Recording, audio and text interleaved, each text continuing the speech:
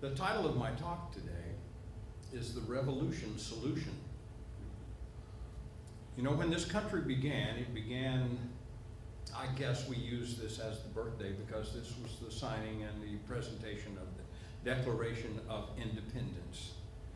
It was the time when the founders, the forefathers as we call them, of our country, put together this declaration, this statement, sent it to King George, and said to him, "We're gone, bye. We're starting our own country. We really don't like the way you have treated us, and we think we can do a better job without you." And his response to that, of course, was to send an army. And so started the revolution, because there had to be an armed conflict involved in that. You know, I've always wondered about that. Does it always have to be that way? Does there always have to be a conflict where people use violence to overcome one another's thoughts and beliefs and behaviors? I think it is, as long as we see peace as simply the absence of any conflict going on because one side is dominating the other. And I've talked about that before in the past, about how Jesus stated to his disciples, "Peace I leave with you, my peace I give to you. Not as the world gives, do I give unto you." And the focus is not on the giving, the focus is on the peace, the type of peace it is. Because his peace was profound. But I think he also had something else that was just as profound, and that was he had a revolution in mind. He was the start of a revolution. He said, "I bring to you a sword. I come with a sword." This sword, though, was not as we think of it, as a weapon to be slashed upon another's flesh and so forth, and to make them be subdued or possibly even kill them. You know, it's still going on today. We still see it all over the world. We see people who are striking out against something that they see as oppressive, maybe to a degree, and they want to have a new way of doing life, or they want to return to an old way of doing life.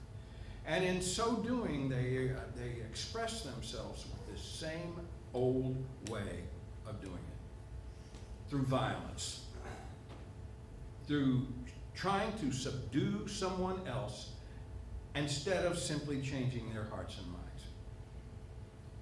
We do the same things from the other side of this violence that's going on. It's a exploitation of one another. It's seeing of an us and a them, of a have and a have-not, constantly locked in this struggle with one another in a world of duality, a world of mine and yours, a world constantly this way.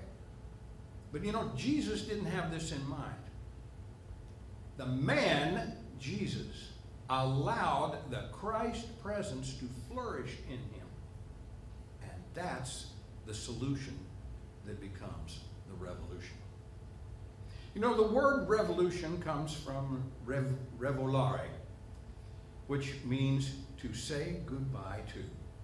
Volare, you know, that says to say goodbye to. Revolare. We get revolt from it. Anything that is a revolt is a change or a restoration of power from me to you. But nothing is really happening except people are getting hurt over and over again. It happened to a great degree when this country was formed. This country wanted to say, the leaders of this country simply wanted to say, look, we're breaking the tie we once had, and you live over there, and we'll live over here. Fortunately for them at that time, society and technology was at a state where having a large pond, an ocean between us and them made that possible. For without that, in today's time, it just wouldn't work the same way. But we have seen this idea of revolt, of change, of I don't want to do it your way anymore, happen time and time again. Hopefully, thought the founders of our country, this will come in a peaceful way. They will get our Declaration of Independence. They will just say, okay, we see what you have in mind. Let's negotiate this. How's it going to look from here on out? Rather, what happened, as I stated, was an army came. An army came that basically said, no, you're not going to do that way. You don't have the power to do that. And we're going to enforce the way things have always been upon you. The same thing is occurring in so many parts of our world right now. Rather than allow this to continue this way, I think we ought to do what I heard in a statement passing. You know how sometimes I'll say that suddenly something may come to you in a statement that just passes through. Something that somebody else says or something. Well, I was surfing. I'm surfing through channels and I heard this voice say, the Chrysler Revolution doesn't come that way. Whoa, I gotta go back and see what the rest of that Christ Revolution. That's new. Never heard it put that way. And this guy was talking about that the Christ Revolution is an idea from within us which says the Christ Revolution starts not with conflict, not with fear and hate, anger, but rather it starts from a place of love. Now, love, that's an easy word to use. It's so easy to just throw that word out there. Let's have love. What does that mean? What does it mean to have love? So I started thinking about that. I let that little trigger make me start thinking about it. The Christ Revolution. It's an idea whose time, I think, has fully come. The idea that understanding and compassion and forgiveness are the most important things in life. What an idea, to start over the world, to recreate the world with that sort of an idea. An idea that something inside us can turn things around, turn things over, can say goodbye, can say volare to so much on earth. Volare. It means goodbye in this sense. Volare means to fly. To fly.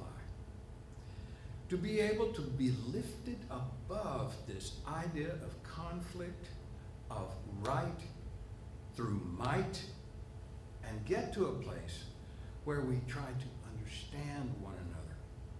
Where we get to a place where we try to have compassion for one another and not just tolerate, but embrace one another.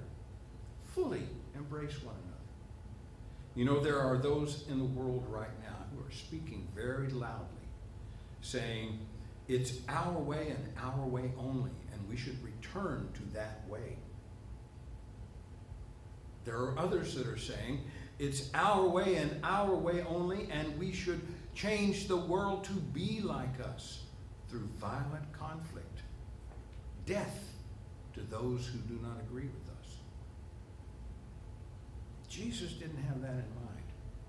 Our way shower, our elder brother, our master teacher didn't have that in mind at all. You know, there were many who wished that he did. They saw him as the Messiah in a way which was just as I expressed. One who slashes a sword and starts a war that makes us victorious over them. But you see, that's just a perpetual thing. It continues on and on. I like the idea from the little saying that says, you drew a circle around yourselves to put me out. I drew a circle around all of us to include you in. That's what we need to be looking for, is a way to express that. To me, that's a true revolution that does have a solution. It does.